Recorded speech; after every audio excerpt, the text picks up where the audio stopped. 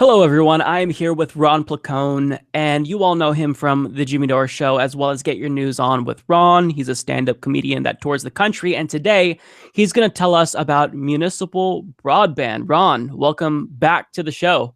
Thanks, Mike. Thanks for having me back, man. Always good to see you. Always good to spend time with you. And I kind of, we did a segment on this before where we talked about municipal broadband and we talked about net neutrality. And after we did it, I told you this off mic, but I want everyone to know, I got a pretty decent amount of emails from Humanist Report viewers saying, we saw this segment. You said that you're trying to get it in your community. You're doing things to try to get there. What can we do to get it in ours? I mentioned on the last video we did that, hey, if you want my transcript, what I said at my city hall, I'll send it to you. I told people, if you want to say howdy, howdy at the end, like I did, please do. I'd be flattered and honored if you did, but you don't have to. And people asked for it, and that was really cool. So I'm hoping a lot of Humanist Report folks really want to hear about this stuff. And so I really wanted to give an update. So first thing on my channel, just youtube.com/Ron Placone, where I do Get Your News On with Ron. I started a playlist that's just Muni Internet Net Neutrality. That's the name of the playlist. And if you go there, you're going to get pretty much everything I've done related to this issue. All the news stories I've done related to it, covering the net neutrality bill here in California. Yeah, and Ron, let me just say myself, as someone who follows this issue very closely and knowing that my viewers are very engaged with this, you've had some fantastic interviews. Ron has actually had State Senator Scott Wiener on his show and interviewed him. Phenomenal content if you are interested in net neutrality. So carry on. I just had to cut in and give my own 2 cents because you've been killing it lately. Thank you. I appreciate that a lot. And yeah, Scott Wiener did the show, and to his credit, he's somebody who I don't agree with on everything. And I was a little surprised he was willing to do the show, but we made it very clear to his people, look, we really want to talk about net neutrality. We want to talk about net neutrality. We want to talk about net neutrality. So he was willing to come on to talk about the bill shortly before crunch time. And it was a good conversation around the issues and kind of difficulty that it faces now because everybody is suing. And by everybody, I mean the, big cable and the Department of Justice. They wasted no time, Mike. I don't know. I mean, I know you were following it in real time, too. It was for anyone not, it was on Sunday, that was the 30th. Yeah. Sunday, this past Sunday was September 30th. Mm-hmm. And Governor Jerry Brown here in California signed the net neutrality bill. I guess maybe it was among the last things he got to, but he signed the bill, went into law, and an hour later, Department of Justice suing. They didn't even wait, Mike, on a Sunday. Yeah. On the day of our Lord. Come on, man. They were ready. They were ready. And we knew that was going to happen. It's not like that was a surprise, but I was like, man, they couldn't even wait till Monday. They couldn't give us one night of celebration. Come on. Yeah. But, I made that playlist available for anyone who thinks that they would benefit from that content. Please do check it out. I wanted to make it as easily accessible for people as possible. So what I've done since I've last been here, I've been looking into an organization called the Institute for Local Self-Reliance. They have another website. Their website is just ilsr.org. And then they have another website connected to that called muninetworks.org, which is kind of exactly what it sounds like. It keeps track of all the municipal broadband efforts going on nationwide. One of the people in charge of that effort is a gentleman by the name of Christopher Mitchell. He's based in Minneapolis, Minnesota. And I had him on the show. So let's back up a little bit. They were offering this service where if your city had to apply, and what you could do is your city could apply, and then they would come to your city and they would do an assessment for municipal broadband. There's different ways to do municipal broadband. One is fiber to the home, where you kind of have dark fiber going into residences, like where I live, where you live, whatever. That's the most costly way to do it. Another way is kind of mass wireless networks via something what's referred to as a mesh network, and kind of just having those throughout the city in residential areas. That's another way to do it. And then another way is kind of just a hybrid model. And what they do is they assess the mileage. They look at what type of budget the city has, what, I guess what you can expect from residents, because now your internet bill isn't going to be handed over to Comcast. You're going to pay your internet bill to your city the same way you pay for your garbage or whatever else. So they come and they do that assessment for you at a relatively reasonable price. So they were doing this promotion where they were offering a discount. Now, I contacted my city, Pasadena, California. Another thing that kind of thickens the plot here, the woman whose first name is Lori, who's in charge of those decisions. She's like a telecom type director in the city. I'm not off the top of my head. I don't know her official title, but that's essentially what she does. She has been on Chris Mitchell's, the guy who's in charge of the Institute of Local Self-Reliance. She's been on his podcast talking about all the potential Pasadena has for municipal broadband. So I'm thinking, Mike, that I'm matchmaker Magoo over here. I'm going to reach out to Lori. Lori's going to be like, no shit, Chris is doing that. That's awesome.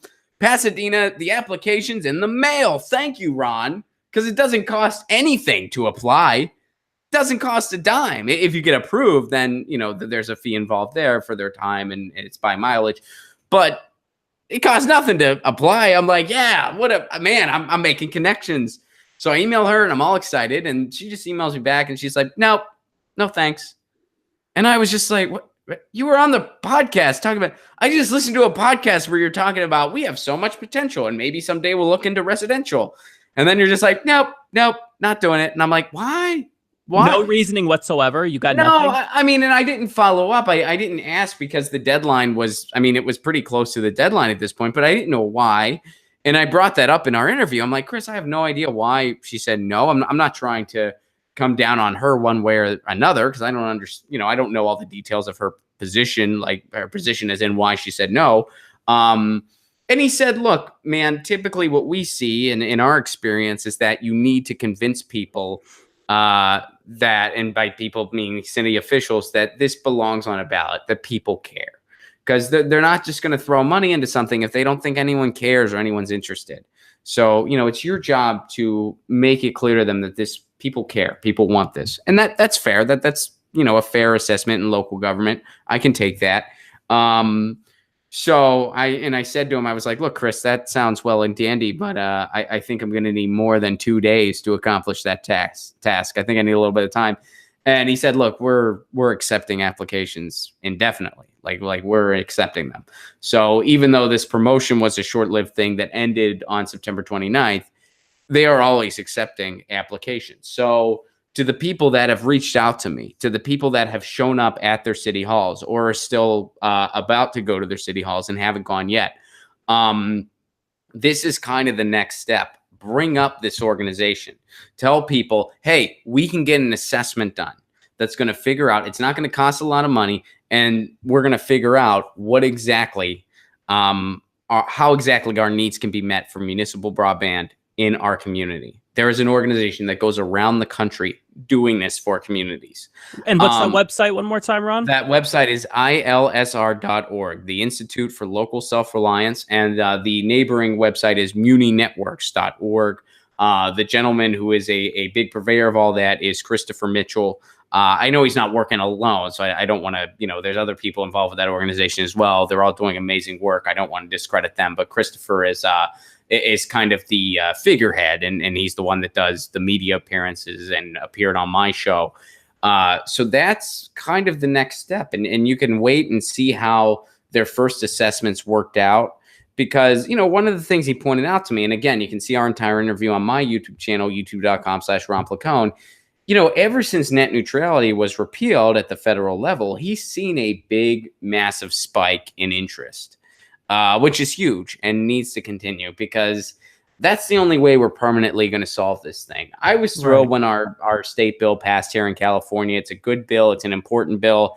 And it doesn't just help California. It helps the rest of the country because the Comcast and AT&Ts in the world, they just want to profit off the internet as much as they can.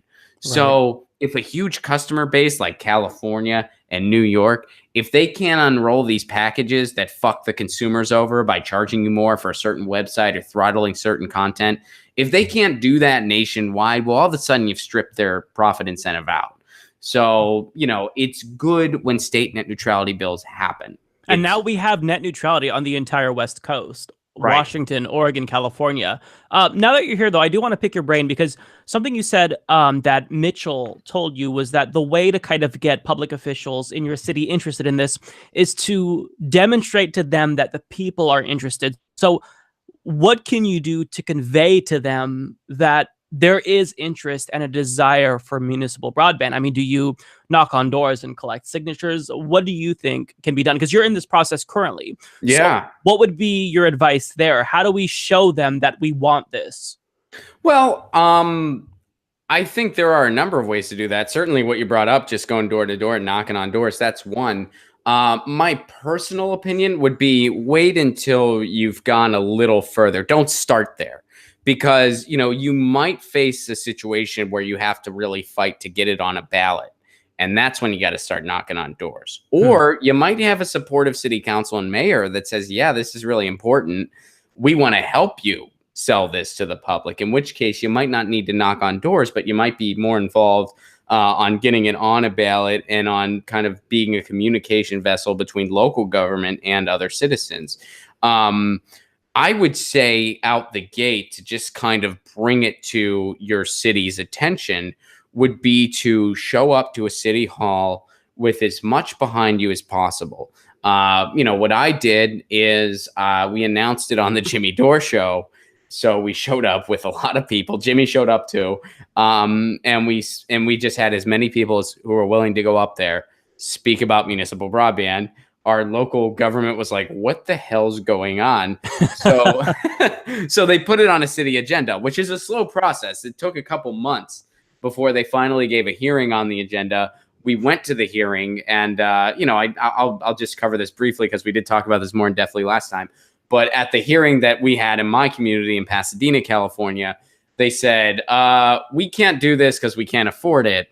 But all they did was they looked at what Beverly Hills was doing. Beverly Hills, California is doing fiber to the home because it's Beverly Hills. Right. They can afford it. It's where all the movie stars live. So they're doing fiber to the home. They took what Beverly Hills is doing. They applied it to the mileage of Pasadena and was like, we can't afford this. Which, I was like, look, there's more than one way to look into this. You kind of looked at one case study and decided we couldn't afford it. Right. I don't think that's right. I think we got to continue this conversation. And I responded and I said that, in a very diplomatic way, because, I appreciated the fact that they put it on an agenda, but I was disappointed with the results. And honestly, I've been a little disappointed that I've had such little support from my local government. Now, that being said, there are a few city council people who are into the cause. So, right. And we're hoping that maybe we can get a couple more elected. But so I would encourage people to bring it to a different organization. I know one guy that lives in Indiana and watches Get Your News On with Ron and the Humanist Report. What he did was he brought it to his local DSA chapter. That's a great idea. Yeah. And he said, look, I support the DSA and I'm a member. And this is something that I feel should be part of our agenda here. And this is something we can do locally. The DSA, they do have causes. They're not just trying to help people get elected. They also have causes. They're on board with abolishing ICE and there's other causes they've taken on. So, And one thing that I want to say, because when you said that you all showed up kind of like with a little army and Jimmy Dore came and people were testifying one after another. One thing that you can also do is really utilize social media to your advantage. I mean, you can create events on Facebook and try to get people that way. There's going to be a Facebook page for every single community, essentially. So you can put that information there to see who would be interested. And I think that it would take a little bit longer, right? Because if someone like Ron Placone just says on the Jimmy Dore show, hey, we're all going to show up here. That's easy for us, right? But for you, it will take a little bit longer, obviously, because not everybody has a platform. But there are resources for individuals. And bringing up the DSA, I think that's a fantastic idea. And not even the DSA, you can even speak with local conservative organizations, if there are any, because at the local level, you're not going to see politicians bought off to the extent that you will find in Congress. So we might just think, well, the standard prototypical Republican is going to be against net neutrality, but at the local level, that might not necessarily be the case. So I wouldn't even, kind of dismiss local Republican organizations or conservative organizations as a lost cause, because we have to remember net neutrality is not a partisan issue. This has overwhelming support among everyone, 73% of Republicans as well. So there are people who are interested in this. And I think that, just you and I talking about it, as was demonstrated last time, it really proved that people care. Like, there's a hunger for this. Yeah. And honestly, you're not limited. And I know you kind of hinted this, but you're not limited to one organization either. I mean, you can go to as many as you want. And I would encourage everything from the left to the right to everything in between. Just go bring this up and say, I'm trying to start a coalition dedicated to this cause. I spoke at the local Democratic chapter here in Pasadena, which was actually mostly DSA members, because it's like, this is Southern California, so it's mostly people Dem entering, trying to hijack the establishment. Right. So it was mostly people I already knew, but I still spoke there. And I've spoken to the DSA directly. And then, of course, having the platforms like Jimmy Dore Show and stuff like that does help a lot too. And then what I did after I spoke to those organizations, I started a task force via Facebook. We have a Facebook group, and it's the Southern California Task Force for Municipal Internet. And we share resources there. We share ideas, and we try to get a game plan going. And, my next steps in my task is to show back up at a city council, bring up what the Institute of Local Self-Reliance is doing, and, seeing if I can get a little more interest, and then, kind of forming a coalition around it. Everything from people being active about this issue to people trying to get other folks involved from the Institute of Local Self-Reliance, to people hopefully running for office. When you look at what Gail McLaughlin did in Richmond, California, if that was done in 50% of all the communities in this country, not even all of them, just 50%, we'd be having an entirely different conversation in this country. Explain what she did for those of us who don't know. Yeah, totally.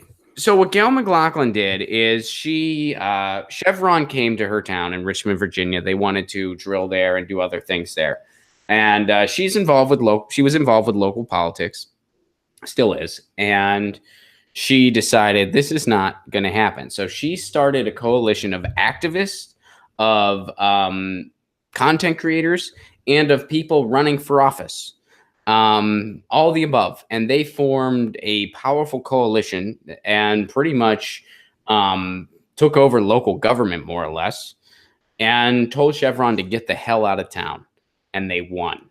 That's amazing. And it's because she did something at the grassroots level, and it's because she did something locally. And I think, Mike, you and I talk about this stuff, and the electoral politics has become increasingly more frustrating. Yeah. We both know that. But acting locally and having cause-based movements and having, those types of efforts, even just looking at what Bernie Sanders is doing, getting behind the workers at Amazon, getting behind the workers at Disney.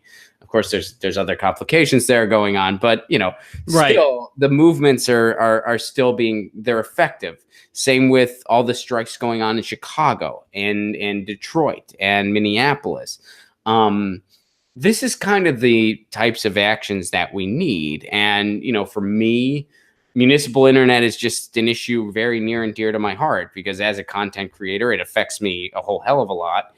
And the change that we're talking about, change through activism and action, if we don't have a good communication vessel, i.e. a free and open internet, we're screwed. Absolutely. And not just the content creators. Yeah, everyone would be screwed in that situation. Screwed. Yeah, that's what I'm saying. Like I said, my task force, we use Facebook for it. Yeah. That's just the world we live in. I know the first time, post Great Depression, they didn't have the internet and labor still had a strong movement. But, the technology's here now. It's not going away. So, right. we have to use it to our advantage. And I think you made such a great point. Because it is so easy when you view electoral politics nationally, you just feel so powerless. You feel like no matter what you do, you just can't affect change. But at the local level, we do have power. And that's one thing that I think people are starting to find out as they do get more involved, as they reach out to their local DSA chapter. You have power at the local level. And Ron's situation in Pasadena, it might not be your situation in your city. Maybe you might propose it to city council and you have a lot easier time getting it passed. You might have a more difficult time than Ron. Everyone's story is going to be different, but the point is that it's not very difficult. The barrier to entry is fairly low, would you say, Ron, just for getting started? I mean, even if you are all alone showing up at a city hall, that's something, you know? Right. I mean, I would say try to get a group and try to have everyone speak about it, because then you're going to get it on an agenda. But, you know, maybe you're just flying solo. That's okay, because there might be some other people at that meeting that hear about it and they're like, oh shit, there might be someone in the local media that hears about it and they're like, wow, why aren't we talking about this? This is a way to solve net neutrality permanently. I want to write an article about this. You know, you never know who's going to be around, and Right. you never know which members of which groups might have some say, or might have some valuable information or tools. You might randomly meet somebody that says, man, I actually was involved in an effort in Tacoma, Washington in the late 90s. Like who knows? And I say that because Tacoma, Washington has actually had a municipal broadband effort since 1996, which I actually didn't learn until recently. Yeah. Yeah, I didn't know about that either. We're seeing a lot, or learning a lot, really, about all of these different movements across the country. Yeah. Now, I want to get your take on this. So let's say that you're an individual who you work 2 jobs, you don't have time to show up to city council. I know that obviously showing up would be a lot more effective, but if you can just do the most minimum things, such as like emailing a member of city council, even that could potentially get the ball rolling in some way, right? Absolutely. I mean, you could send an email. Another thing, if you're looking for something like real quick to send, to just kind of get this issue like on the radar locally, Free Press, the organization Free Press, which I believe freepress.net is their website, they have a mayor's petition for net neutrality, which basically you vow to protect net neutrality in your community. And you're going to do everything you can because it's a value your community holds. Send that to your mayor. Be like, hey, will you sign this? Will you loan your petition or your signature to this? Excuse me. This is a really important issue. Maybe they'll respond. They'll be like, well, how can we really save this issue? Be like, well, we could build municipal broadband in the community. We could do that. You want to do that? You know, you never know. Right. So yeah, I mean, even if it's just sending an email, like, and that's still a big thing. Yeah, to get the ball rolling at least. And understand that we kind of have this biased view of politicians in our own heads, of them not really being willing to listen, not being receptive to our ideas. But at the local level, like, they're not going to be as bought off as politicians, you know, in Congress. So if you explain to a member of city council why he or she would benefit from municipal broadband, then their odds are they're going to be more receptive to it if you can personalize the story and explain to them how it's important, not just to you, but to them as well, because these aren't shills, you know, for Verizon. And very well, it may be the case that in the event you really do get a lot of momentum, that ISP lobbyists step in and try to stop this initiative in your city. But nonetheless, they're going to be more receptive at the local level. And you're going to see that you do have a voice if you just you give it a chance and get the ball rolling. So Ron, any last advice before we go about someone who is kind of on the fence, maybe thinking about getting involved and fighting for municipal broadband in their community, but they don't fully feel like jumping in yet? What would you tell that individual? Jump in. Now is the time to do what Joe Strummer trained us for. Jump the fuck in, man. Just do it. And I mean, man is jump, you know, gender neutral, man. I didn't, you know, but yeah. And one last thing, based on what you were saying, where it's really easy to kind of speak the language of the city official if you have to, because it is not only does it preserve the free and open internet, and it like preserves digital rights, but the other side of it is It really is a great investment for any city. Oh, absolutely. Look at Chattanooga, Tennessee. They have the best internet in the country at a reasonable price, and their city has flourished because of it. And now they're screaming it from the rooftop. It used to just be a fun fact about Chattanooga. Now that net neutrality is really front and center, they have banners all over. They have billboards everywhere. I drove through the town not too long ago on my way to Atlanta when I was on the Progressive Comedy Tour in the South, and it was just there, like, we are Gig City, USA. And now other cities in Tennessee, which, Tennessee, a relatively conservative state, other cities in Tennessee, they all want municipal broadband because they saw what it did for Chattanooga.